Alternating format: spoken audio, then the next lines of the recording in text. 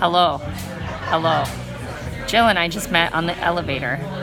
We are here to talk about involuntary detainment of individuals in mental health crisis. Involuntary detainment sounds like incarceration. It's true.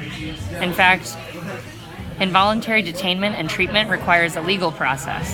But unlike criminal incarceration, individuals detained based on the argument of an imminent threat to their own safety or the safety of others. That means they can be detained before a crime is committed, before any harm is done. If it sounds like Orwellian thought policing, it's because it kind of is. However, it's a practice done across the United States. States generally have slightly different interpretations of how to handle these cases, but in Washington state, the revised code outlines how designated mental health professionals, medical providers, and psychiatric providers collaboratively assess patients to determine how imminent the threat is. But that makes us nurses a part of that thought police. It does indeed. So it's important for us to consider the ethical implications of this practice. In general, we commit ourselves to informed consent and the belief in the right to refuse treatment. These concepts follow the Kantian tradition that individuals are rational and have dignity and autonomy that should be respected. But in the case of a mental health crisis, informed consent is complicated. Western ideas about mental health suggest that individuals who are experiencing crisis aren't thinking rationally, and thus, compelling treatment on them might be in their best interest. As Jill mentioned, this is a very Western concept of mental health.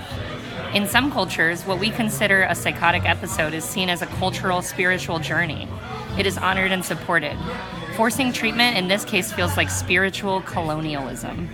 And people who support involuntary detainment of individuals in this situation will argue that it also follows the ethics of Utilitarianism. Yes, that's right. And people with mental health concerns are more likely to be victims rather than perpetrators of violence. But the concept of detainment in a mental health crisis is based on the idea that the person is presenting as a safety concern, either due to the likelihood of self-inflicted violence or violence against others. In this way, the court considers detainment and treatment an action that serves public good and keeps our communities safe. While the ethics involved in this process are complicated, it is important for nurses and advanced practice nurses to consider their role and responsibilities to their patients in these situations. So review your RCW. Thank you.